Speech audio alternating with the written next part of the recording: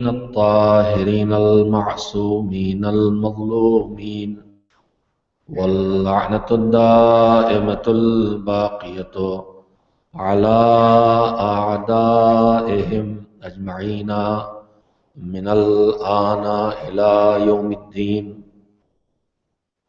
أما بعد، فقد قال الله سبحانه وتعالى في كتابه المبين وهو أصدق الصادقين وقوله الحق. بسم الله الرحمن الرحيم.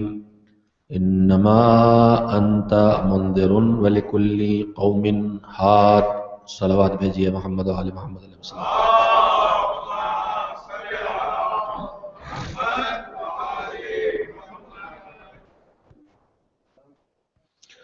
سورہ رات کی آیہ کریمہ ہے جس کے ایک فقرے کی تلاوت میں نے آپ حضرات کے سامنے کی ہے. سلسلہ آیات میں پیغمبر نے جب اپنی رسالت اور نبوت کو پیش کیا اور دین خدا پہنچایا اور لوگوں کو دین کی طرف لانے کی کوشش شروع کی، تو اس سلسلے میں یہ سمجھانے کے لیے اور یہ بتانے کے لیے کہ یہ نبوت و رسالت کا دعویٰ کرنے والا کوئی فرضی انسان نہیں ہے، جھوٹا دعوے دار نہیں ہے، بلکہ واقعاً اللہ کی طرف سے نبی اور رسول بنا کے بھیجا گیا ہے. سارے انبیاء کی طرح پیغمبر نے بھی مختلف معجزات قوم کے سامنے پیش کیے، لیکن جن کو ماننا تھا انہوں نے مانا، اور جن کو نہیں ماننا تھا وہ طرح طرح کے بہانے کرتے رہے. کبھی یہ کہا کہ اگر اللہ کو بھیجنا تھا تو فرشتہ بھیجا ہوتا، یہ تو ہمارا جیسا ایک آدمی بھیج دیا ہے جو ہماری طرح کھاتا پیتا ہے. انہی میں سے ایک سلسلہ یہ تھا کہ جب کوئی معجزہ سامنے آتا تھا تو پھر کسی اور قسم کے معجزے کا مطالبہ کرتے تھے. اب یہ کر کے دکھاؤ، اب یہ کر کے دکھاؤ، اب یہ کر کے دکھاؤ. تو معجزہ پیش کر کے حقانیت کا پیغام پہنچا دیا گیا. اب ایک ایک آدمی کی فرمائش پوری کی جائے یہ حکمت کے خلاف ہے، اس لیے کہ جب ایک کی فرمائش پوری ہوگی تو دوسرا پھر فرمائش کرے گا اور یہی چلتا رہے گا سلسلہ. اس وقت پیغمبر کے سے مطالبے کے بعد پروردگار عالم نے یہ کہا کہ آپ کا کام کسی کو ہاتھ پکڑ کے زبردستی دین کی طرف لانا نہیں ہے. انما انت منذر، آپ لوگوں کو عذاب خدا سے ڈرانے والے ہیں. اس آیت میں صرف ایک رخ کا تذکرہ ہوا ہے کہ آپ عذاب سے ڈرانے والے ہیں، ورنہ اور آیات میں دونوں پہلوؤں کا ذکر ہے. آخرت کی خبر دینے والے، جنت کی بشارت دینے والے بھی، اور جہنم کے عذاب سے ڈرانے والے بھی. لیکن چونکہ یہاں اب یہ وہ قوم ہے جس سے گفتگو ہو رہی ہے جس کو ایمان لانا نہیں ہے اور ضد پہ اڑے رہنا ہے اور بہانے کرتے رہنا ہے، تو ان کا حشر جہنم ہونا ہے. لہذا ان کے سامنے یہ رخ رکھا جا رہا ہے کہ انما انت منذر، آپ لوگوں کو جہنم سے ڈرانے والے ہیں. بات یہیں پہ پوری ہو گئی تھی کہ ہر مطالبے پر جیسا چاہیں ویسا معجزہ یہ تماشا نہیں کیا جائے گا، اور آپ کا کام لوگوں کو زبردستی مسلمان بنانا نہیں ہے، حق پہچانوانا ہے، حق پہنچانا ہے، حق کا راستہ دکھلانا ہے. آپ لوگوں کو ڈرانے کے لیے آئے ہیں. لیکن اس کے بعد قرآن کریم میں پروردگار عالم نے ایک فقرے کا اضافہ کیا ہے اس جملے کے بعد، اس لفظ کے بعد، جو صرف پیغمبر کی ذات سے محدود نہیں رہ جاتا بلکہ ایک الہی اصول کو بیان کرتا ہے. اور وہ اصول قرآن مجید میں اللہ نے کہا لن تجد لسنت اللہ تبدیلا. اللہ کا جو اصول ہوگا، جو اس کا طریقہ کار ہوگا، اس میں کوئی تبدیلی نہیں آتی ہے. تو انہی اصولوں میں سے سنت اللہ جو اللہ کی ہیں ان میں سے ایک اصول یہ ہے لِكُلِّ قَوْمٍ ہاد، آپ ڈرانے آئے ہیں اور یہ ہمارا اصول ہے کہ ہر قوم کے لیے ایک ہادی ہوتا ہے۔ قرآن مجید کا ایک فقرہ مختصر سے لفظوں کے ساتھ بہت بڑا ثبوت اور واضح ثبوت ہے کہ جب تک انسان رہے تب تک نظام ہدایت کو رہنا چاہیے۔ اگر نبوت کے خاتمے کے بعد کسی مسلمان کا خیال یہ ہے کہ اب اللہ کی طرف سے کوئی نظام ہدایت نہیں ہے تو اس آیت کے سلسلے میں وہ کیا جواب دے گا؟ اس لیے کہ جب تک قیامت نہیں آتی ہے قوموں کے وجود کا سلسلہ جاری رہے گا، تو جب تک زمین پر قوم باقی ہے اس وقت تک کوئی نہ کوئی ہادی باقی ہونا چاہیے، جو امامت کے دلیلوں میں ایک واضح ترین دلیل ہے۔ لِكُلِّ قَوْمٍ ہاد، جب تک کہ قوم ہے تب تک کوئی نہ کوئی ہادی ہے۔ بالکل اسی طرح سے جیسے پیغمبر خدا حضرت محمد مصطفیٰ صلی اللہ علیہ وآلہ وسلم کا وہ ارشاد جو حدیث ثقلین کے نام سے جانا جاتا ہے، جو امت مسلمہ میں ہر نظریے کے علماء نے جس کو اپنی کتابوں میں لکھا ہے کہ میں تمہارے درمیان دو برابر کی قیمتی چیزیں چھوڑ کے جا رہا ہوں، انی تارکن فیکم الثقلین کتاب اللہ و عترتی اہل بیتی ما ان تمسکتم بہما لن تضلوا بعدی، کتاب اور اہل بیت کو چھوڑ کے جا رہا ہوں، ان سے وابستہ رہو کہ ہرگز گمراہ نہیں ہوگے۔ پھر ایک صفت اور اللہ پیغمبر نے بیان کی، وَلَن يَفْتَرِقَا، اور یہ کبھی ایک دوسرے سے جدا نہیں ہوں گے۔ نہیں کی دو قسمیں ہوتی ہیں، ایک وہ نہیں ہوتی ہے جو کبھی ہاں سے بدل جاتی ہے، اور ایک وہ نہیں ہوتی ہے جو کبھی ہاں سے نہیں بدلتی۔ میں ممبر پر ہوں، تھوڑی دیر کے بعد فرش پر ہوں گا، اس وقت میں فرش پر نہیں ہوں، البتہ فرش بھی ممبر بھی فرش پر ہے۔ میں امام بارگاہ کے اندر ہوں، باہر نہیں ہوں، تھوڑی دیر کے بعد یہ نہیں ہاں سے بدلے گی۔ میں امام بارگاہ کے باہر نہیں ہوں، یہ ہاں سے بدل سکتی ہے۔ تو ایک نہیں اور ایک ہاں وہ ہے جو ہاں نہیں سے بدل جاتا ہے اور نہیں ہاں سے بدل جاتی ہے، لیکن ایک نہیں وہ ہوتی ہے جو کبھی ہاں سے نہیں بدلتی۔ دو اور دو پانچ نہیں ہوتے، کل بھی نہیں تھے، آج بھی نہیں ہے، قیامت تک بھی دو اور دو پانچ نہیں ہوں گے۔ ہماری زبان چھوٹی زبان ہے، الہی زبان اللہ نے عربی کو پیغام رسانی کے لیے قیامت تک کے لیے اسی لیے منتخب کیا ہے کہ یہ زمانے کی سب سے بڑی زبان ہے، سب سے گنجائش والی زبان ہے۔ ہم ہر جگہ نہیں کہتے ہیں، وہ نہیں جو ہاں سے بدل جائے گی وہاں بھی نہیں، وہ نہیں جو ہاں سے نہیں بدلے گی وہاں بھی نہیں، لیکن عربی میں جو نہیں ہاں سے بدلتی اس کے لیے الگ لفظ ہے، اور جو نہیں ہاں سے نہیں بدلتی اس کے لیے الگ لفظ ہے۔ وہ نہیں جو ہاں سے بدل جاتی اس کے لیے لا ہے، ما ہے، لیکن وہ نہیں جو کبھی ہاں سے نہیں بدلتی اس کے لیے لن ہے۔ جناب موسیٰ کی قوم نے مطالبہ کیا دیکھنے کا، تو قرآن کہتا ہے، اللہ نے اعلان کیا لن ترانی، نہیں دیکھ سکتے۔ یہ لن کا مطلب کبھی نہیں دیکھ سکتے، لہذا آپ لاکھ روایتیں ہوں کہ اللہ میدان میں قیامت میں دکھائی دے گا اور زیارتیں ہوں گی، خلاف قرآن ہے، اور جو خلاف قرآن ہو رسول کہتے ہیں دیواروں پہ مار دو، وہ ہم نے نہیں کہا ہے۔ یہاں بھی پیغمبر خدا اسی طرح کہہ رہے ہیں لن یفترقا، یہ ہرگز ایک دوسرے سے جدا نہیں ہوں گے، جب تک قرآن ہے تب تک اہل بیت ہے۔ تو اگر یہ ارشاد پیغمبر اس زمین پر موجود ہے تو قرآن مجید کا وجود پکار پکار کے ہمیں بتا رہا ہے کہ جب قرآن موجود ہے تو فرد اہل بیت کوئی نہ کوئی یہاں ہونا چاہیے۔ ایک صلوات بھیج دیں محمد و آل محمد علیہ وسلم۔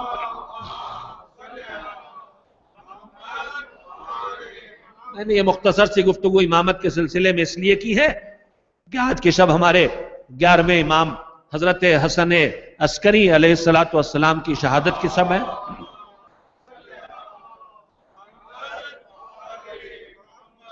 8 ربیع الاول کی صبح تھی، سن 260 ہجری، اور روایات کے مطابق جمعے کا دن بھی تھا۔ کل جمعہ بھی ہے، 8 ربیع الاول بھی ہے. جمعے کی صبح کو گلشن زہرا کا یہ پھول مرجھایا ہے، اس لیے کہ عمر مبارک صرف 28 سال ہے شہادت کے وقت. سن 232 ہجری ولادت ہے 10 ربیع الثانی، اور سن 260 ہجری 8 ربیع الاول شہادت کی تاریخ ہے. کل 28 سال عمر مبارک ہے. ائمہ طاہرین کی زندگی میں حیات پہ ان کے نظر ڈالیں تو ائمہ طاہرین کو جو زندگیاں ملی ہیں ان کچھ سب شہید ہوئے ہیں. کسی کی بستر پر وہ موت نہیں ہوئی ہے جو فطرت کے مطابق ہوتی ہے، سب کو شہید کیا گیا ہے. 12 اماموں میں بلکہ 14 معصومین میں جو سب سے زیادہ زندگی ملی ہے وہ چھٹے امام حضرت جعفر صادق علیہ السلام کو ملی ہے.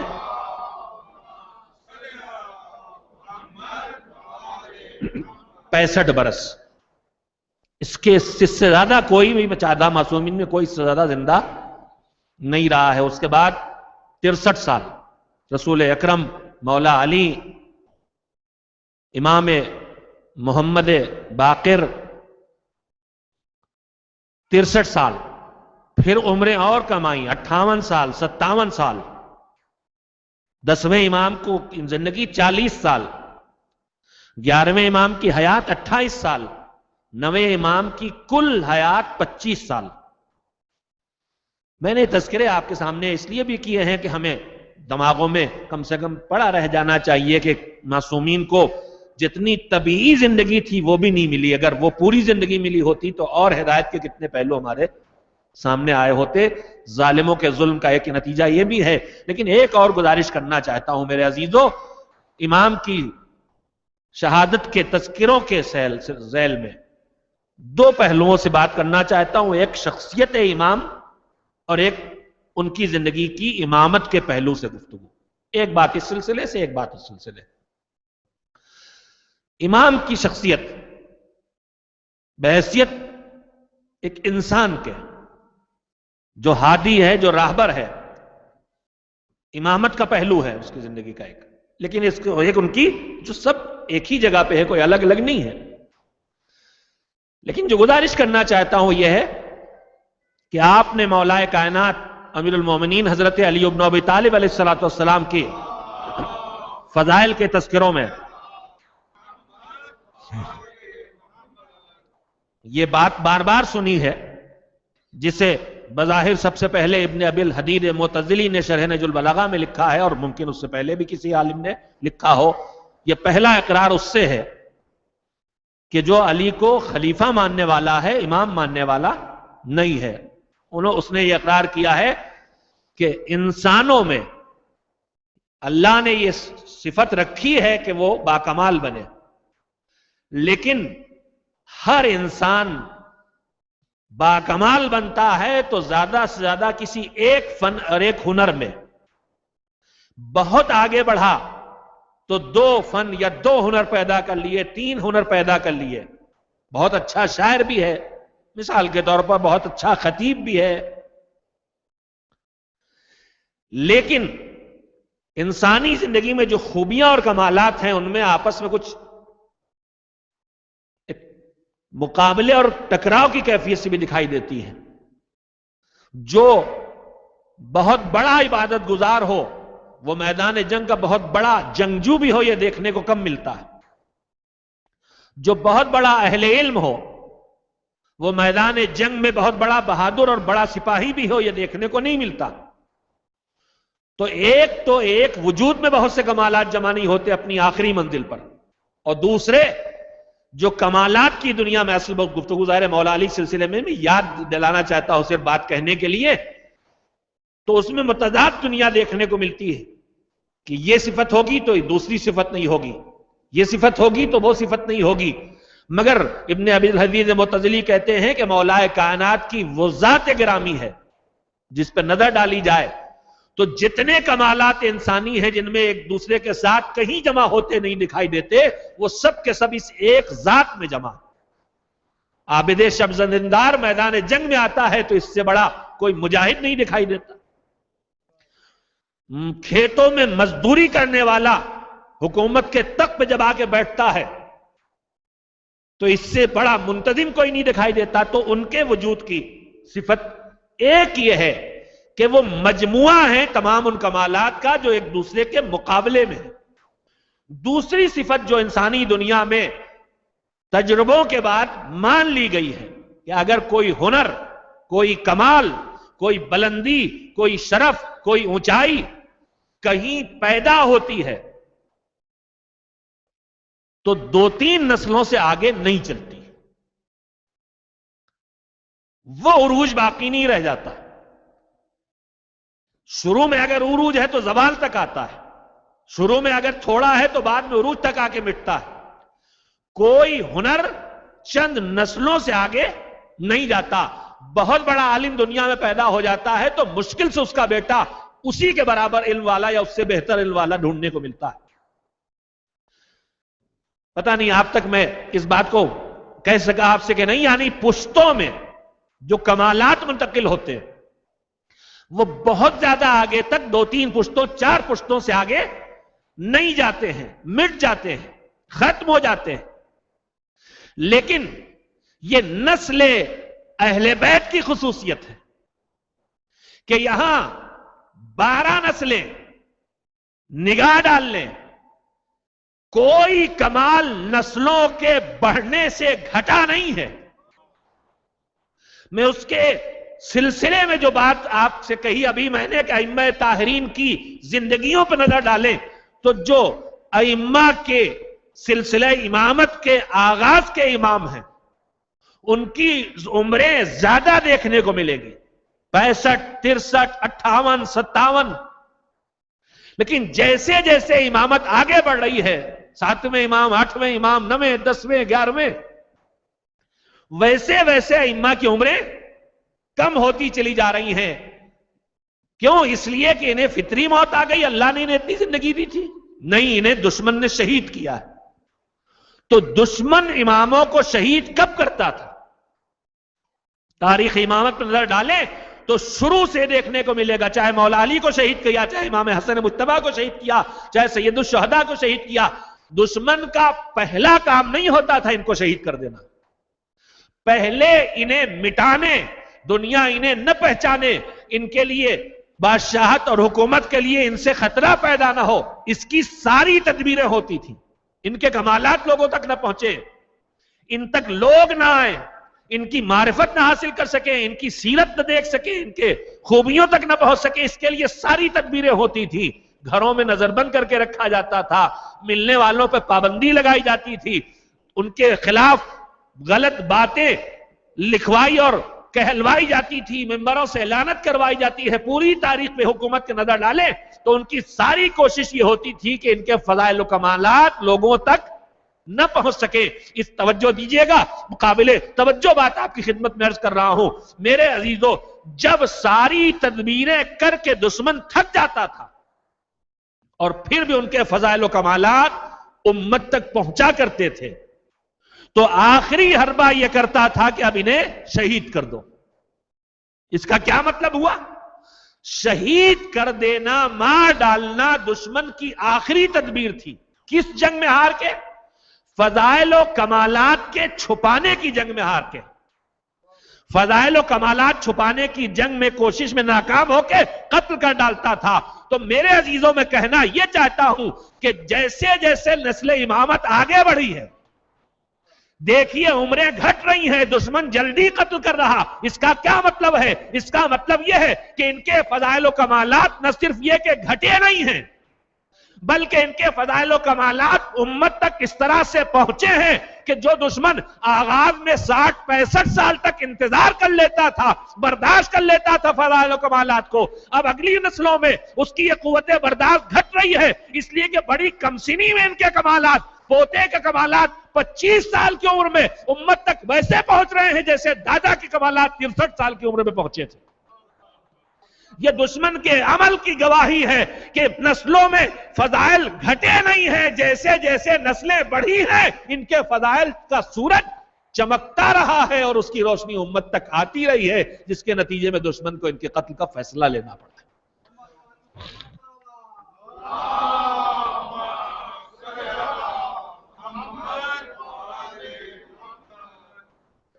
दुश्मन का ये अमल गवाही दे रहा है कि इन नस्लों में, दुनिया में जो आम नस्लें होती हैं उनमें कमालात और हुनर और फजाइल बहुत नहीं चलते, लेकिन ये मोहम्मद की नस्ल है, ये अली की नस्ल है।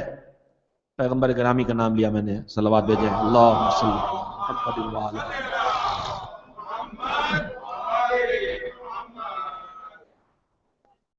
और मासूमीन ने जो हमें तालीम दी है उसमें भी हमें यह दर्स दिया है। मैं उस सिलसिले में मासूम की इरशाद के सहारे भी ये बात आपकी खिदमत में अर्ज करूं। एक इंतहाई मोतमद शख्सियत हैं अइम्मा की जिंदगी में, और इंतहाई मोतबर शख्सियत हैं अबू हाशिम जाफरी। अबू हाशिम जाफरी रावियान अइम्मा में 9वें 10वें 11वें इमाम की जिंदगियां इनको देखने को मिली हैं। इंतहाई मोतबर शख्सियत थे, और ये जाफरी का मतलब है ये छठे इमाम की नस्ल से नहीं थे, ये जनाब जाफर तैयार की नस्ल थे। इसलिए जनाब अबू हाशिम जाफरी, उनकी अबू हाशिम उनकी कुन्नियत है और जाफरी उनकी शिनाख्त और उनका लक़ब है। जनाब जाफर तैयार की नस्ल से थे। बहुत रवायात हैं इनसे, बहुत वाक़यात हैं। जनाब अबू हाशिम जाफरी रवायत करते हैं कि इमाम की खिदमत में आए और उन्होंने एक सवाल किया, जो सवाल आज भी हमारे दरमियान उठता है, कि जो कुरान मजीद में अलबत्ता जो सवाल उठता है वो सवाल उठता इसलिए है कि हम अहकाम दीन को सुन के समझते हैं कि ये मौलाना लोग अपनी तरफ से कह रहे हैं, एतमाद नहीं होता। अगर इंसान असल माखज तक अपने को पहुंचा सके तो मौलाना से कभी बहस नहीं करेगा कि अल्लाह ने ये हुक्म इस्लाम में क्यों दिया गया। मौलाना ने नहीं दिया है। अबू हाशिम जाफरी ने इमाम से कहा कि लोग ये सवाल कर रहे हैं, जाहिर है वो कौन है, जो कुरान तक नहीं पहुंचे या पहुंचे हैं तो नहीं समझे हैं। कुरान मजीद में जो मीरास तकसीम हुई है, मेरी बहनें खास करके सुने, इंसान की मौत के बाद जो उसका तरका और मीरास तकसीम होती है, उसका एक बुनियादी उसूल यह है कि जब मीरास तकसीम होगी, मसलन एक शख्स का इंतकाल हुआ, उसके बेटे और बेटियां हैं, तो कुरान कहता है लिज़्ज़करे मिस्लो हज़्ज़िल उन्सयैन, जो मेल है, मैं बेटा बेटी नहीं कहना चाहता, लड़का लड़की नहीं कहना चाहता, जो मेल है उसको फीमेल के मुकाबले में दोहरा हिस्सा मीरास से दिया जाएगा। तो फौरन ये बहस, जैसे आज भी हमारे दरमियान हर चीज में डिस्क्रिप्शन, क्या है वो, डिस्क्रिमिनेशन, चलिए डिस्क्रिप्शन भी चलेगा उसी के पीछे पीछे, डिस्क्रिमिनेशन का डिस्क्रिमिनेशन है साहब। हमने नहीं पहचाना हिकमत खुदा को, इसलिए फौरन ये लफ्ज हमारी जबानों पे आ जाता है। यहां दो अल्लाह की ऐसी मखलूक हैं जो दोनों अकेले नाकिस हैं, दोनों एक दूसरे को मुकम्मल करने का जरिया है। ये बच्चे जो पजल्स खेलते हैं, मैं देखते देखते मुझे ख्याल आया, वो जो टुकड़े टुकड़े अलग रखे होते हैं उन्हें जोड़ा जाता है, तो उसमें एक डिजाइन मैंने देखा है कि वो जो बना होता है उसमें नोकें कुछ बाहर होती हैं, कुछ बीच बीच में गैप होते हैं। उसे ढूंढना होता है कि इधर के गैप और इधर की नोकें, इधर के गैप और इधर की नोकें दोनों ऐसे कैसे मिलाई जाएं। जब तक वो ना मिले तब तक के फासले रहते हैं, जब वो मिल जाए तो शक्ल बन जाती है। अल्लाह ने दोनों के वजूद में कुछ ऊंचाइयां रखी हैं, कुछ खांचे रखे हैं। इसकी ऊंचाई उसके खांचे को पूरा करने के लिए है और उसकी ऊंचाई इसके खांचे को पूरा करने के लिए। ना अकेला ये कुछ है, ना अकेले ये कुछ है। एक बिलावजह की बहस इन जालिमों ने, जिन्होंने खवातीन को अपनी हवस का निशाना बनाने के लिए उनको बहकाने की कोशिश की है, खड़ी कर दी है। ये बराबरी का अजीब व गरीब तस्वुर है। दोनों बंदे खुदा हैं, दोनों कजीने खुदा हैं। मैं एक जुमले में अपनी बहनों से खास करके बात कहना चाहता हूं कि जजा, जिम्मेदारी के सिलसिले में अल्लाह ने दोनों में फर्क रखा है उनकी सलाहियतों की बुनियाद पर, लेकिन जजा के सिलसिले में दोनों में कोई फर्क नहीं रखा। औरत को भी जिहाद के सवाब से महरूम नहीं किया है, जजा दोनों को रखी है। मर्द का जिहाद मैदान में जाके रखा है, औरत का जिहाद घर में रखा है। औरत का مرد کا، امیر کا، جیسے امیر کا حج مکے میں جہاں ہوتا جا کے ہوتا ہے، غریب کا حج جمعے میں ہو جاتا ہے، بالکل اسی طرح سے. تو یہ ایک بحث بیجا، اس وقت مجھے اس بحث میں نہیں جانا ہے، لیکن اسی میں ایک بحث یہ ہوتی صاحب مردوں کو ڈبل کیوں ملتا ہے. یہ بات پرانی ہے، امام سے آ کے جناب ابو ہاشم جعفری نے بات پہنچائی 11ویں امام کی خدمت میں کہ یہ لوگ پوچھتے ہیں کہ اللہ یہ جو حکم دین ہے مردوں کا حصہ ڈبل کیوں رکھا گیا. اب جو روایت ہے میں سنا رہا ہوں اور میرا ذہن اس سے مطمئن بھی ہے، اللہ کرے کہ آپ میرے بھائیوں کا اور میرے بھائیوں کا تو مطمئن ہو جائے گا، ان کو تو مل ہی رہا ڈبل، لیکن بہنیں مطمئن کریں اپنے کو کہ اسلام کا ڈیزائن کسی مرد نے نہیں کیا ہے. یہ قرآن مجید کسی مرد کا بنایا ہوا نہیں ہے. اللہ نہ مرد ہے نہ عورت ہے، اللہ اللہ ہے، اس کا بنایا نظام ہے، اور یہ کسی روایت میں نہیں ہے، آیت میں ہے. تو سوال یہ کیا گیا کہ مرد کا دوہرا حصہ کیوں اور عورت کا اکہرا کیوں؟ امام نے فرمایا جو روایت ہے اس میں 3 وجہیں، البتہ اور روایات میں اور بھی وضاحتیں ہیں، میرا اس وقت کوئی موضوع نہیں ہے. کہا امام نے فرمایا کہ اس لیے کہ مرد پر اللہ نے 3 ایسی ذمہ داریاں رکھی جو عورت پہ نہیں رکھی. اگر میری بہنیں غور کریں، میرے بھائی بھی غور کریں، تو جو تقسیم اللہ نے مردوں اور عورتوں کے درمیان ان کے ڈیزائن کے حساب سے رکھی، کون کس کام کے کرنے کے لیے زیادہ صلاحیت رکھتا ہے. آدمی یہاں پر ایکسپرٹ بیٹھے ہوئے ہیں کمپیوٹر کے جو آن لائن لائیو نشر کر رہے ہیں مجلس کو، وہ ہے ایکسپرٹ، وہ اس کام کے لیے سب سے اچھے. لیکن ان کے ساتھ میں بھی لگ گیا، تار پلگ میں بھی لگا لیتا ہوں، کیمرہ اونچا نیچا ہمارے ریاض صاحب بھی کر لیتے. تو اصل صلاحیت سب سے زیادہ جہاں ہوگی وہ اصل کام اس کے ذمہ ڈالا جائے گا، باقی سب اس کے ارد گرد مدد کے لیے رکھے جائیں گے. اللہ نے کچھ صلاحیتیں اپنی آخری عروج پر عورتوں کو دی ہیں، مردوں میں اس کو وہی پلگ لگانے بھر، جھاڑو دینے بھر، اس سے آگے نہیں. کچھ صلاحیتیں مردوں میں دی ہیں اعلیٰ، عورت اس میں ان کا تعاون کر سکتی ہے. مثال اس کی مثلا یہ ہے کہ مولا علی میدان جنگ میں جاتے ہیں، مرد کی ڈیوٹی ہے، تلوار خون میں ڈوبی لے کے آتے ہیں، جناب زہرا اس کو دھو کے ان کی مدد کر دیتی ہیں. جناب زہرا گھرداری کر رہی ہیں، کھانا پکانا صفائی سب کر رہی ہیں، مولا علی بیٹھے مسور کی دال چن رہے ہیں، رسول اللہ آ کے دیکھ کے دعا دے رہے ہیں.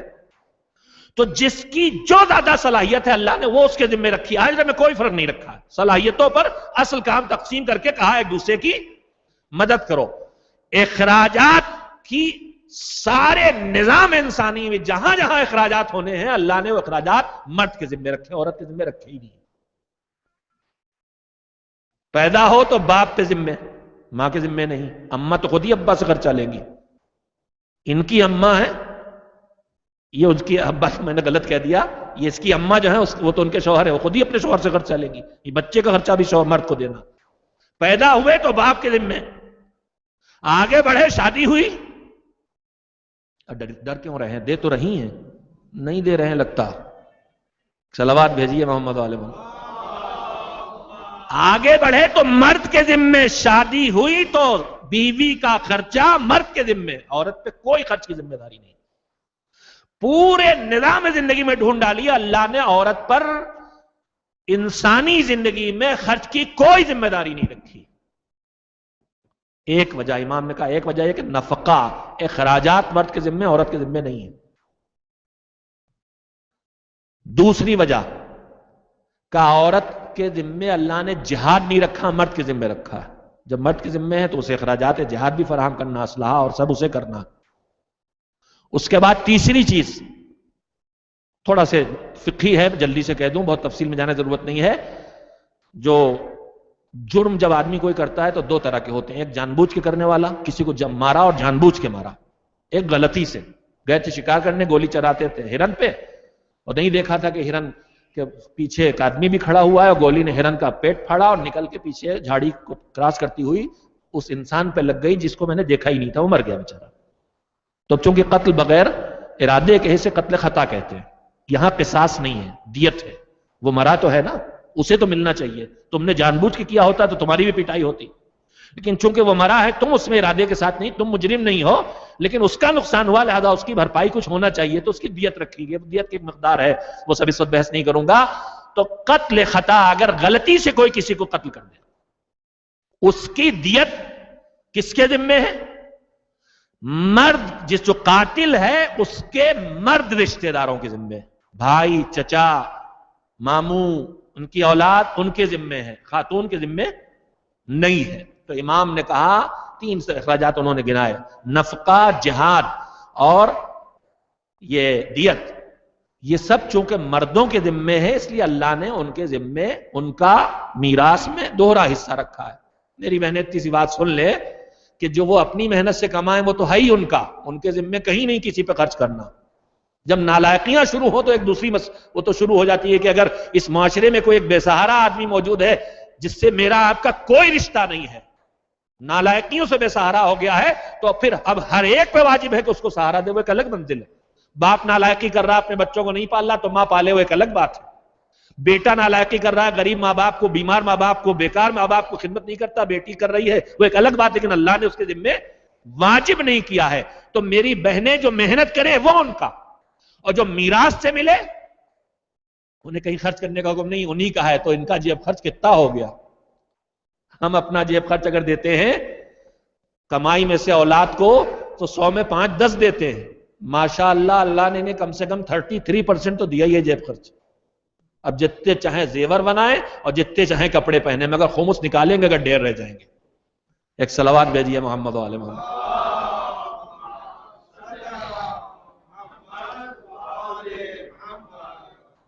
یہ اصل موضوع میرا نہیں تھا، میں نے روایت اس لیے نہیں سنائی کہ مجھے یہ بحث کرنا ہے کہ ان کا یہ کہرا ان کا دوہرا کیوں ہے۔ چھڑ گئی یہ بات، کوئی صاحب تال ٹھوک کے آتے ہیں تو میں بھی تیار ہوں نورا کشتی کے لیے۔ نورا کشتی جانتے ہیں؟ جو امریکہ میں ہوتی ہے یہ والی، یہ نورا کشتی جو آج کل دکھائی جاتی ہے، جس کے دیوانے ہیں سب، جس میں حقیقتاً کچھ نہیں ہوتا ہے۔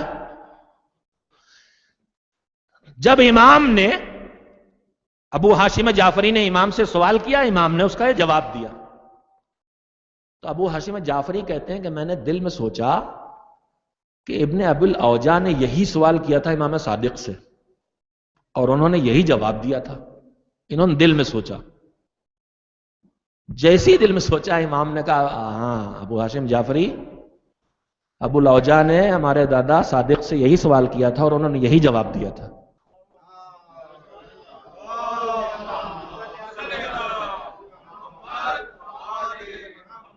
بے حساب واقعات بھرے پڑے ہیں، لیکن ایک جملہ کہہ کے گزر جانا چاہتا ہوں میرے عزیزوں، جس والد کے تذکرے میں بتا رہا ہوں کہ دل میں خیال پیدا ہوا اور انہیں پتا چل گیا، اسی کے بیٹے کے دور میں ہم آپ جی رہے ہیں۔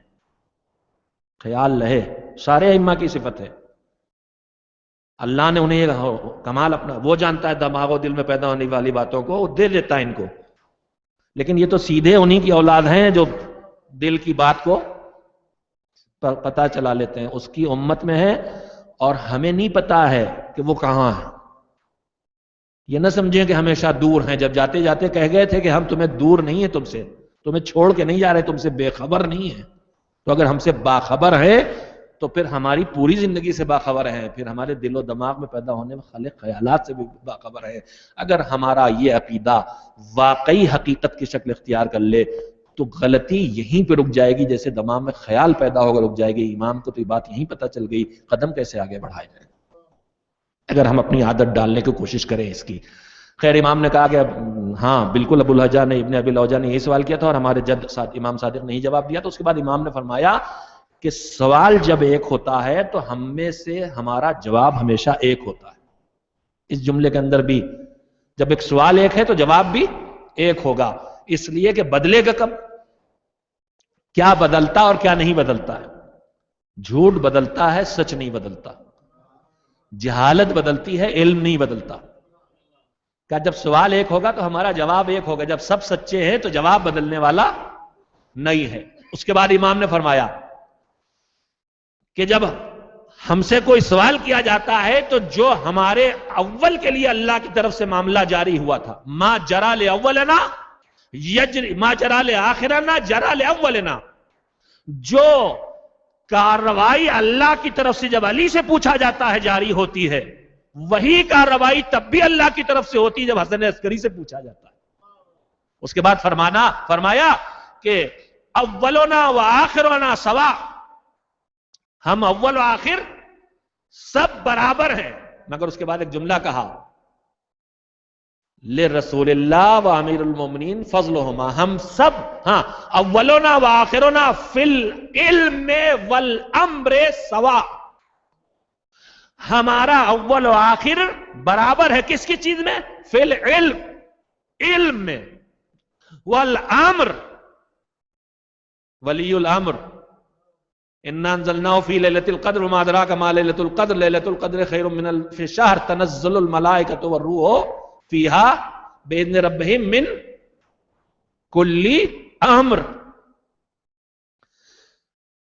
ہم سب اولنا و آخرنا سواء فی العلم والامر، علی سے لے کے حضرت محمد مہدی عجل اللہ تعالی فرجہ الشریف تک، امام کا جملہ کہہ رہا سوا، ہم سب برابر ہیں علم میں اور امر میں، یعنی اقتدار میں، جو علم یہاں وہ علم وہاں، جو اقتدار یہاں وہ اقتدار وہاں، کچھ گھٹا بڑا نہیں ہے، لیکن پھر مولا نے فرمایا حفظ مراتب کے طور پہ بتائے، دیکھیے کیا ہے سچائی کیسے بیان کر رہے ہیں، وَلِلرَّسُولِ اللَّهِ وَأَمِيرُ الْمُؤْمِنِينَ فَضْلُهُمَا، علم و امر میں ہم سب برابر ہیں، جو کام ہماری ڈیوٹی میں کام آنے والے وہ صلاحیتیں ہم سب کو اللہ نے برابر سے دی ہیں، لیکن اللہ کے رسول اور امیر المومنین کے لیے ان کا اپنا فضل ہے۔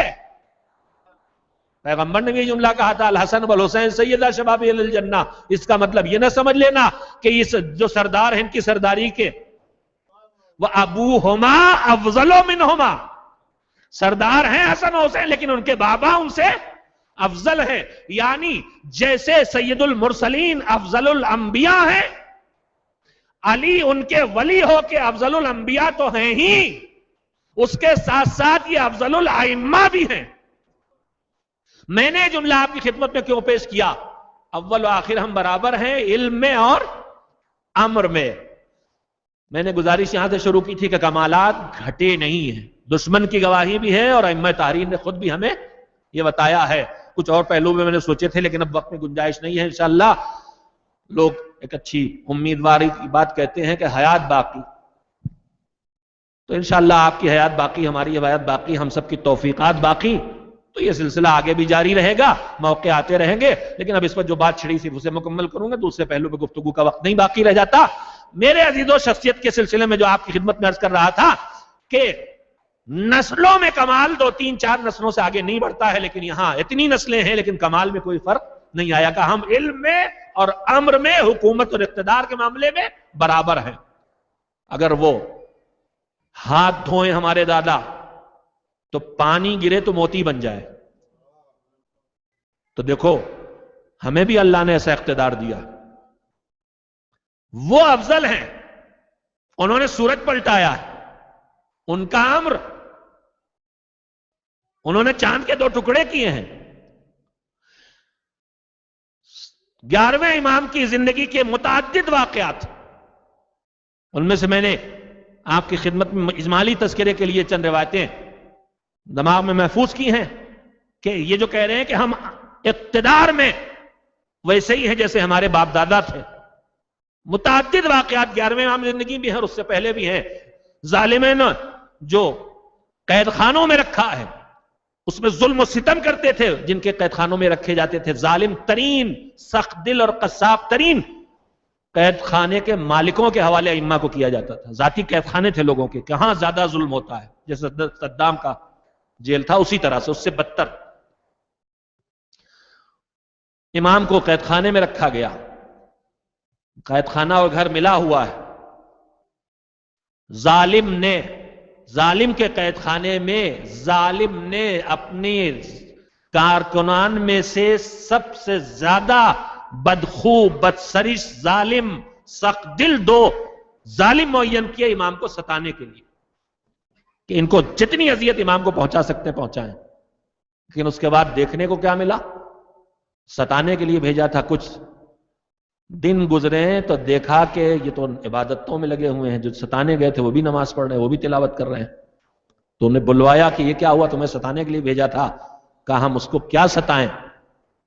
کہ جو شب و روز بس عبادت الہی میں مصروف یا تلاوت یا مناجات یا نماز یا دعا یا استغفار، اور اس کے بعد انہوں نے کہا کہ ایک تو ہم ایسے کو کیا ستائیں، اور پھر جب ہم اسے تکلیف پہنچانے گئے تو صرف انہوں نے نگاہیں اٹھا کے دیکھی تو ہمارے ہاتھ پیروں میں کپ کپی آ گئی۔ یہ کیا ہے عزیزوں؟ یہ صاحب امر ہیں، ان کے پاس نہ ہاتھ میں تلوار ہے، نہ کوڑا ہے، نہ ان کے اختیار میں قید خانہ ہے، پھر کیوں کانپ رہے ہیں؟ یہ مالک جو جیل کے ہیں کیوں کانپ رہے ہیں؟ یہ صاحب امر ہیں، ان کی نگاہوں میں اتنی طاقت ہے کہ دیکھ کے کانپ رہے ہیں۔ جہاں قید ہیں 2-3 مرتبہ کئی بار قید خانے بدلے گئے، یہ سختی نہیں کر رہا اس لیے وہ سختی کرے، وہ نہیں کر رہا وہ کرے، تو ایک گھر ایسا ہے جس سے قید خانہ ملا ہوا ہے، جو قید خانے کا مالک ظالم ہے، اس سے اس کی زوجہ کہتی ہے تو اپنے عاقبت سے ڈر، اپنی زندگی کی فکر کر، اس کے ساتھ یہ جو مرد بھیجا گیا ہے جو یہ انتہائی درجہ عبادت گزار ہے، اس کے ساتھ برا برتاؤ نہ کر ورنہ تیری خیر نہیں ہے۔ مگر ظالم، جیسے قرآن کہتا ہے کہ قرآن نازل ہوتا ہے تو ایمان والوں کے ایمان میں اضافہ کرتا ہے اور کافروں کے کفر میں اضافہ کرتا ہے، اس نے سمجھایا یہ عبادت گزار ہے، کہا میں تو اور اب سختی کروں گا، حکم دیا لے جا کے درندوں میں ڈال دیا جائے۔ 10ویں امام کی زندگی میں بھی ہے واقعات، ائمہ کی زندگی میں بہت ہے۔ تھوڑی دیر کے بعد گئے دیکھنے کے لیے اپنے خیال میں کہ درندے ختم کر چکے ہوں گے، تو منظر کیا دیکھا؟ منظر یہ دیکھا کہ امام مصروف عبادت ہیں اور سارے درندے ان کے ارد گرد حلقہ بنائے ہوئے کھڑے ہیں، طواف کر رہے ہیں، اس لیے کہ صاحب امر ہے۔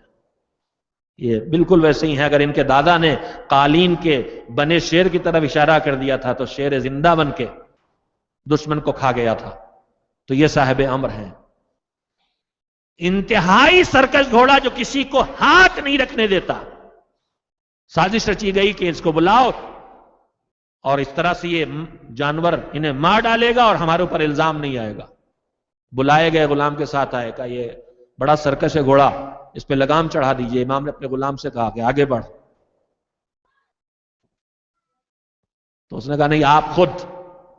امام گئے، اس کے لگام ڈال دی، پھر کچھ فرمائش کی، زین باندھ دیجئے۔ امام نے پھر غلام سے کہا نہیں آپ خود، یہاں تک کہ امام اس پہ تشریف فرما ہوئے، جو کسی کو ہاتھ نہیں رکھنے دیتا تھا وہ مطیع و فرماردار، کہ یہ گھوڑا آپ کے حوالے کر دیا۔ امام نے غلام سے کہا لے جا، اب مجبور ہو گیا، اب آپ خود کہنے کی گنجائش باقی نہیں۔ تو یہ کیا ہے؟ امام بتا رہے ہیں ہم صاحب امر ہیں، ہمارے اقتدار میں ہے وہی اقتدار جو ہمارے باپ دادا کو ملا تھا، وہی اقتدار ہمیں ملا ہے، وہی علم جو ہمارے بزرگوں کو ملا تھا وہی علم ہمیں ملا ہے۔ ان کی ذاتی شخصیت کے کمالات میں کوئی فاصلہ نہیں ہے۔ ہدایت اور رہبری کی جو ذمہ داریاں ہیں اس اعتبار سے خود ایک پہلو ہے دیکھنے کا، جو مفصل گفتگو کا محتاج۔ ہمیں اس وقت صرف ایک جملہ آپ سے کہنا چاہتا ہوں، ہر امام نے اپنے اگلے امام کے آنے تک جو فریضے انجام دیے وہ کیا ہیں؟ دین کی حفاظت اور دین کی تبلیغ، دین پہنچانا بھی ہے اور دین بچانا بھی ہے۔ ہر امام یہ کرتا رہا، لیکن ہمارے 11ویں امام حضرت حسن عسکری علیہ السلام نے اس سلسلے میں جو انتہائی نمایاں کارنامہ انجام دیا ہے، مختصر سے لفظوں میں آپ کی خدمت میں کہنا چاہتا ہوں۔ دین کی حفاظت اور دین کی تبلیغ، دین کی حفاظت اور دین کی تبلیغ دو موضوع ہیں، دونوں گفتگو، دونوں کی سیرت کے نمونے موجود ہیں، لیکن میں حفاظت دین کے سلسلے میں صرف آپ کی توجہ حاصل کرنا چاہتا ہوں۔ دین کی حفاظت دو چیزوں کی حفاظت پر موقوف ہے، پیغمبر جو چھوڑ کے گئے، ایک قرآن اور ایک اہل بیت، یہ محفوظ رہیں گے تو دین محفوظ رہے گا۔ قرآن کی حفاظت کے لیے مشہور واقعات میں آپ نے سنا ہوگا، اسحاق کندی جو کتاب قرآن کے خلاف لکھ رہا تھا، وہ واقعہ میں دوہرا نہیں سکتا، اس وقت نہیں اس کے پیش کرنے کا۔ اور اہل بیت کی حفاظت کا جو انتظام کیا، جو اگلا امام آنے والا ہے اس کی حفاظت کا انتظام جو کیا، اس سلسلے میں جو خصوصی قابل توجہ بات ہے، چند لفظوں میں کہوں آپ سے، انشاءاللہ توجہ کریں گے۔ بقیہ ائمہ اگلے امام کو پہچانوا کے جاتے ہیں امت کو، دشمنوں کو سب کو چونکہ پتا ہے، پیغمبر گرامی کا ارشاد ہے کہ علی کی نسل سے 12 امام آئیں گے اور 12واں آئے گا تو وہ ظلم و ستم کو ختم کرے گا، یعنی ان کی حکومت جائے گی اور عدل و انصاف قائم کرے گا۔ تو سب کو پتا ہے کہ وہ 12واں ہوگا، 11ویں کی نسل میں ہوگا، لہذا جب چھٹے کے بعد 7واں آ رہا ہے تو دشمن پریشان تو ہے کہ مجھے زحمت نہ ہو، لیکن اتنا خوفزدہ نہیں ہے کہ آنے نہ پائے، لیکن ساری طاقت 12ویں امام کے اس دنیا میں نہ آنے پائے ویسی لگائی گئی جیسے فرعون اور نمرود نے जनाब मूसा और जनाब इब्राहिम वही तदबीरें की गई, साथ न रहने दिया जाए, ज्यादा हिस्सा इमाम का कैदखानों में गुजरवाया गया। उसके बाद इमाम से मुताल्लिक जो हरम है, कनीज या जौजा, उनके ऊपर औरतें मुअय्यन की गई कि जरा खबर लगे तो वजूद हो भी गया है तो बाकी न रहने दिया जाए। इन हालात में इमाम को क्या करना है? इमाम को यह करना है कि हुकूमत वक्त को पता न चले कि वारिस आ गया है। बहुत तवज्जो दरकार है। हुकूमत वक्त को पता न चले इस बात का कि वारिस आ गया है। और इमाम को सिर्फ छुपाना नहीं है तो काम इतना मुश्किल नहीं था। इमाम को एक काम और करना है। छुपाना इस तरह है कि हुकूमत वक्त को भी पता न चले, और पहचानवाना इस तरह है कि कयामत तक आने वाले पहचान सकें। कितना मुश्किल काम है। हुकूमत से छुपाना भी है, उम्मत को और अगली नस्लों को पहचानवाना भी है। यह इमाम का अजीम तरीन कारनामा है कि छुपाया तो इस तरह कि हाकिम वक्त को भी पता न चल सका, और पहचानवाया तो इस तरह कि आज 12 सदियों के बाद भी जो चाहना चाहते हैं पहचानना, वो आज भी पहचान लेते हैं। ये उम्मत गवाही दे रही है, मौला आपके करम का सदका है कि नस्लों के बाद भी हम पहचान रहे हैं। दुश्मन उस वक्त भी नहीं पहचान सका था। यह अस्करी का सबसे बड़ा कारनामा है। एक सलवात भेजे मोहम्मद व आले मोहम्मद।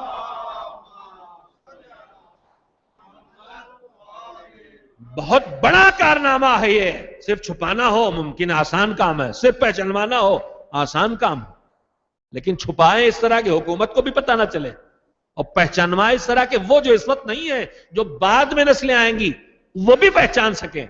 ये हमारे 11वें इमाम के कारनामों में कारनामा है। दुश्मन ने इनके साथ भी वही बदसलूकियां की हैं जो सारे इमामों के साथ की गई, और इनके साथ ज्यादा सख्तियां, ज्यादा निगरानियां, इसलिए कि इनकी नस्ल में वो पैदा होने वाला है जो दुश्मन को यकीन है कि आ गया तो हमारी तबाही का सबब बनेगा। इमाम का कुल 28 साल उम्र मुबारक मिली, उसमें जिंदगी का बड़ा हिस्सा मुख्तलिफ कैदखानों में गुजरा है, और बाद रवायात के मुताबिक कसर के खुद कैदखाने में 6 हाकिमों की जिंदगी देखना पड़ी इमाम को इस छोटी सी मुद्दत में। कितनी दुश्वार जिंदगी होगी अंदाजा लगाइए। अगर दुश्मन एक हो तो दुश्मन की चालें, दुश्मन की तरकीबें, दुश्मन का मिजाज, दुश्मन की तदबीरें आदमी समझ के उनके मुकाबले के लिए तैयार हो जाता है। लेकिन अगर आज एक दुश्मन है, उसकी तदबीरें कुछ और हैं, कल दूसरा दुश्मन आया, दूसरी चालें चल रहा, कल तीसरा, 6 जालिम हुकूमतों में इमाम को इस मुख्तसर सी हयात को गुजारना पड़ा है। मुतवक्किल से के दौर से इमाम की जिंदगी शुरू हुई, और मोतमद के शैतान का मोतमद, उसके जुल्म से इमाम की जिंदगी खत्म हुई। रवायात कहती हैं कि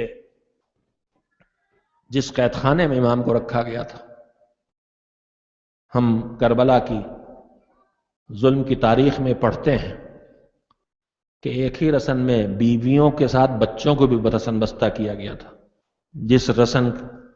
जो रस्सी ज़ैनब उम्मे कुलसूम के गलों में, बाजुओं में बंधी थी, वही रस्सी नन्ही सी सकीना के गले में बंधी थी।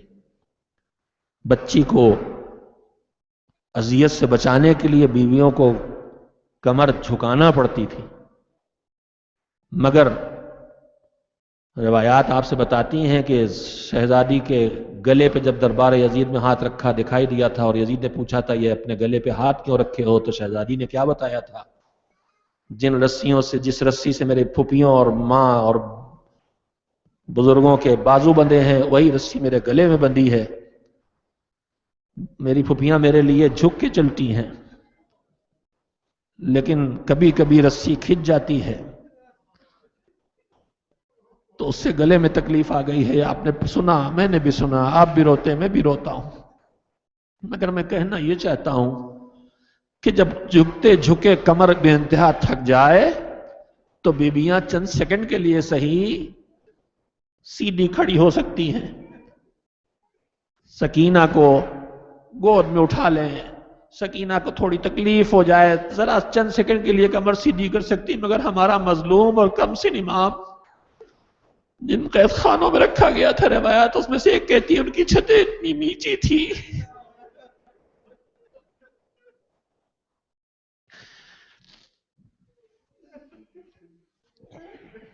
इंसान हम आप सब तजुर्बा करते हैं, कभी कभी इन मुल्कों में नहीं होता लेकिन हमें अपने मुल्कों में तजुर्बा होता है। बसों में, नीची छत की बसों में थोड़ा से शहर के अंदर का सफर करना, खड़े होकर करना पड़ जाए तो झुकी हुई कमर को सीधा करने के लिए आदमी कितना बेचैन होता है। फिर मुझे नहीं मालूम कि मेरे इमाम की कितनी जिंदगी ऐसे कैदखानों में गुजरी। कम से कम जिस्मानी तकलीफ बर्दाश्त कर लेने वाला रूहानी अजियत कैसी कि अल्लाह की बारगाह में हालत क़याम में नहीं आ सकते, इसलिए कि उसका बेटा है जिसने दुआ को मैंने फरियाद की थी कि परवरदिगार मान लूं कि मैं तेरे जहन्नम की अजाब की गर्मी को बर्दाश्त कर लूंगा, लेकिन तुझसे तेरी रहमत से अपने फासले को कैसे बर्दाश्त करूंगा। तो मैं कहूंगा ये उसी दादा का पोता है। मैं माने लेता हूं तुम साबिरों के बेटे हो, तुम झुके रह जाओ, तकलीफ को बर्दाश्त कर लो, लेकिन तुम बारगाह खुदा में क़याम के फरीजे को अदा न कर सको, ये तुम्हें कैसी तकलीफ मिली होगी। मेरे मौला तुम पे कुर्बान। बार बार कैदखानों में रखा गया और उस वक्त आखिर वो वक्त आया कि जहर दिया गया जिसने अपना काम शुरू कर दिया। ये मौत भी तकरीबन गरीबुल वतनी की मौत है। बाप शहीद हो चुके और कमसीनी में शहीद हुए। कुनबा मदीने में है, अजीज रिश्तेदार मदीने में है या शहीद कर दिए गए हैं। अलवियून को चुन चुन के मारा जा रहा। मुतवक्किल का दौर बदतरीन दौर है। अली के खानदान के लोग दीवारों में चुने जा रहे हैं। एक एक जिंदान में, एक एक वक्त में 70 सादात को एक वक्त में गर्दनें उड़ाई जा रही हैं। तो रिश्तेदार बचे भी नहीं हैं, मोहब्बत करने वाले जो हैं वो मदीने में हैं। एक माँ साथ है, मगर हसन अस्करी को मालूम है कि आगे क्या होने वाला है, लिहाजा अपनी माँ से गुजारिश की कि आप हज के लिए चली जाइए और उनसे कह दिया अम्मा अब आपकी हमारी मुलाकात नहीं होगी। इमाम का हुक्म है, अम्मा चली गई। मैं कहूंगा मेरे मौला मजलूमियत में आपने अपनी अम्मा माँ को रुखसत तो कर दिया, हाय करबला में अपने जद की मजलूमियत देखी है। उन्हें पता है बाजुओं में रस्म बनेगी, उन्हें पता है तालियाने लगेंगे, मगर बहन को कहीं भेज नहीं सकते, बेटी को कहीं भेज नहीं सकते। माँ को रुखसत कर दिया था। कुनबे में कोई नहीं था। एक कमसिन 5 साल का बच्चा है, इकलौती औलाद, और वो भी जुल्म है कि उसे खुद भी अपनी गोद में लेके नहीं बैठ सकते। देख लिया जाएगा, मार दिया जाएगा, उसे छुपा के रखना पड़ता है। बच्चा अलग है, बाप अलग है। बच्चे तन्हाई में से मेरा मजलूम हकाम है, आपकी खिदमत में ताज़ियत अदा करो अपने जवान बाबा की मौत की है। पर्दे गैब में बैठने वाले मेरे मजलूम, कितनी मुसीबतें आप पे हैं। कमसिनी में तन्हाई की जिंदगी, उधर बाप इधर अकेला, जुल्म का शिकार। बच्चा बेखबर नहीं, उसे मालूम है मेरा बाबा किन मुसीबतों का शिकार है, मगर सामने नहीं आ सकते। अरे रसूल अल्लाह पत्थर खा के घर वापस आते तो कमसिन बेटी कम से कम आके खून धो देती है, दिल को तसल्ली देती। यहां तो हसन अस्करी तकलीफें उठा रही है, बेटा आके बाप की तसल्ली का जरिया भी नहीं बन सकता।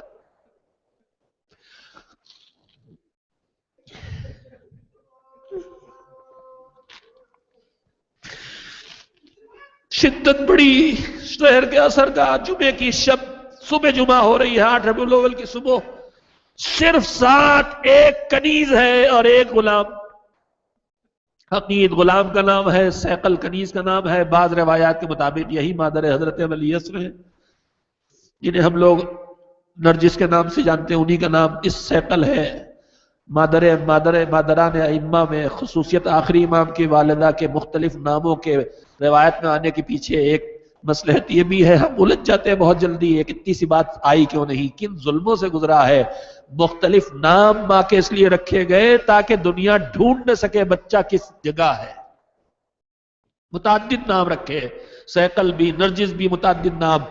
या वही मदर हजरत वली असर हैं या दूसरी कनीज हैं, दोनों बातें रवायात से महसूस होती। बहरहाल एक गुलाम है और एक कनीज है। इमाम सुबह, जुम्मे की सुबह, 8 रबीउल की सुबह है, नमाज असर का वक्त नजदीक आ रहा है। 28 साल की कुल उम्र है। अकीद कहते हैं मेरे इमाम ने कहा कि मुझे सहारा दो, बिस्तर पे बिठाओ, और उसके बाद कहा कि थोड़ा से पानी गर्म करके उसमें मिस्तगी डाल के ले आओ। अकीद गए, پانی گرم کیا، سیقل جو کنیز امام ہے انہوں نے لا کے امام کے ہاتھوں میں دیا۔ روایت کہتی ہے کہ امام نے اس جوانی کے عالم میں پانی پینا چاہا تو جب کوزے کو دہن سے لگایا تو ہاتھوں میں اتنا راشا تھا، اتنی کپ کپی تھی کہ پی نہ سکے، دانتوں سے کوزہ ٹکرا رہا تھا۔ امام نے رکھ دیا اور اس کے بعد کہا عقید، تہ خانے میں اشارہ کیا، اس کمرے میں جاؤ، اس حجرے میں جاؤ، وہاں ایک چھوٹا سے بچہ ملے گا، اسے لے کے آؤ۔ عقید کہتے میں حجرے میں داخل ہوا، ایک 5 سال کا پھول جیسے چہرے والا، جس کے لیے تعبیر عجیب و غریب لفظ راوی نے کی ہے، جس نے راوی نے سراپے کو بیان کیا، عقید گئے اندر، کہا میں نے دیکھا ہے کم سن بچہ سجدے کے عالم میں ہے۔ میں نے عرض کیا مولا آپ کو بلا رہے ہیں۔ امام نے نماز کو مختصر کیا، پیچھے پیچھے سیکل آ گئی۔ آپ سوچیں چھنے ننے بچے، ہزار بچے جو یہاں بیٹھے، اللہ انہیں سلامت رکھے، ماں کی گود میں 5 سال کا بچہ کیا ہوتا۔ روایت کہتی ہے کہ سیکل بھی اندر داخل ہو گئی اور ننے بچے کی انگلی پکڑ کے لے کے باپ تک آئی۔ راوی کہتا میں نے دیکھا چہرہ چاند کی طرح چمک رہا تھا، گھنگرالے بال سر میں تھے۔ بچہ چلتا ہوا ماں کے پاس آیا، باپ نے کم سن بچے کو دیکھا، سوچ لیا ابھی جنم ہو گئے، یتیم ہو گئے۔ میں کہوں گا یتیمی نے آپ کو بے چین کیا۔ امام نے 11ویں امام نے اپنے بیٹے سے کہا اے اپنے اہل بیت کے سردار تمہارے اوپر سلام ہو۔ میں کہوں گا مولا دل کو سنبھالو، آپ کو پتا ہے بچہ یتیم ہونے والا، مگر آپ کو پتا ہے پردہ غیب میں چلا جائے گا، ظالم اس تک نہ پہنچیں گے۔ ہائے کربلا میں 3-4 سال کی بچی کو حسین رخصت کر رہے تھے، پتا تھا تماچے لگیں گے، تازیانے لگیں گے، اجرکم اللہ۔ ایام ازا کا سلسلہ آج ختم ہو رہا ہے۔ یہ ہمارے بزرگوں نے زیادہ سے زیادہ ذکر کرنے کے لیے طریقہ نکالا تھا، ورنہ ایسا کچھ نہیں ہے کہ حسین ہمارے پاس آئے اور چلے جائیں، ہے ہمارے پاس، رہیں گے ہمارے پاس، ہمارے دلوں میں ہے، ہماری زندگیوں میں ہے، مگر زیادہ تذکرہ دور تک ہوتا رہے خصوصیت سے، ورنہ سال بھر ہم حسین حسین کرتے ہیں، سال بھر علی علی کرتے ہیں، ہماری زندگی ان سے خالی نہیں، وہ ہم سے دور نہیں، مگر جو سلسلہ پہلی محرم سے شروع ہوا تھا وہ آج ختم ہو رہا ہے۔ رو کے بھی لگتا ہے کچھ اور رونے کا موقع مل جاتا۔ پرسہ دینے کے لیے بزرگوں نے تاریخ نکالی، اس امام کی شہادت جس کے بعد وہ آئے گا جو خون حسین کا انتقام لے گا۔ اجرکم اللہ۔ ایام اعزا کے سلسلے کے آخری رات ہے، آخرا دن ہے، تھوڑی دیر اور رو لے، سیدہ کو بھی پرسہ دے لے ان کی اولاد کا، اور امام عصر کو پرسہ دے دے ان کے بابا کا، ان کے بزرگوں کا، ان کے اس دادا کا جس کی زیارت پڑھ کے بے چین ہوتے تھے۔ سلام ان سروں پر جن سروں سے چادریں چھینی گئی۔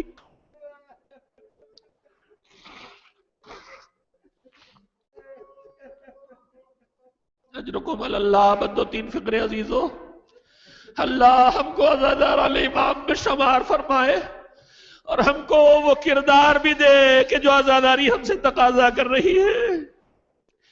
یہ حسین کا تذکرہ ہمیں فکر حسین تک پہنچائے، یہ ان کی سجدوں کی یاد ہمیں سجدہ گزار بنائے۔ ولی اسرا آپ کی خدمت میں فریاد ہے، ہر دور کا غلام اپنے امام سے چھوٹی چھوٹی چیزیں مانگنے جاتا تھا، ہم بھی آپ سے ہاتھ پھیلا کے مانگ رہے مولا، اس بدکاری اور گناہوں کے دور میں دعا کیجئے ہم اپنے آپ کو برائیوں سے بچا سکے۔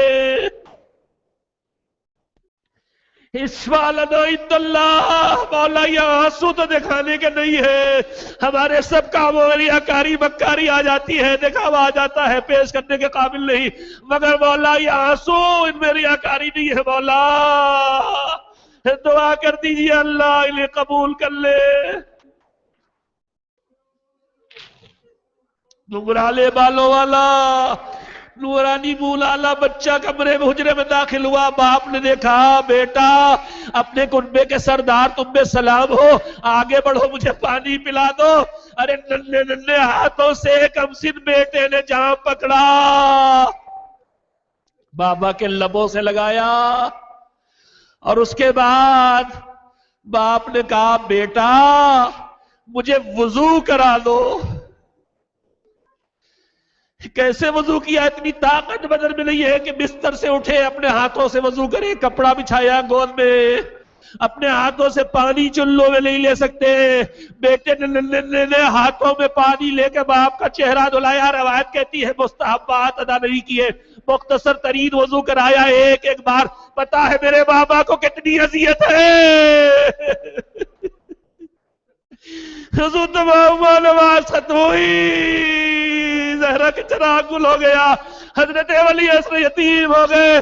میں کہوں گا میرے مولا، ارے آخری نماز میں باپ کو وضو آپ نے کرا دیا، ہائے کربلا میں آپ کے دادا، فرش کربلا پہ تیمم، سجدے سے سر اٹھا نہیں گلا کاٹا گیا، لو کے نیزہ کی بلندی، آواز دے رہا ہے بیٹا السلام علیکہ یا ابا عبداللہ، السلام علیکہ ابن رسول اللہ، احسن اللہ لک العزا یا مولایا فی جدک الحسین۔ یہ غلام اور یہ کنیز اے حضرت ولی عصر، آپ کی خدمت میں آپ کے بابا، آپ کے والد بزرگوار، آپ کے اجداد، بالخصوص سید الشہداء شہداء کربلا اور سب کا پرسہ دینے آئے ہیں۔ ہمارے اس پرسے کو قبول فرما لے، ہمیں اپنے دعاؤں میں شامل فرما لے، ہمیں اتنی توفیق اپنے مالک سے مل جائے کہ ظہور کے بعد آپ کی خدمت میں حاضری دے سکے اور شرف شہادت حاصل کر سکے۔ ماتم حسین۔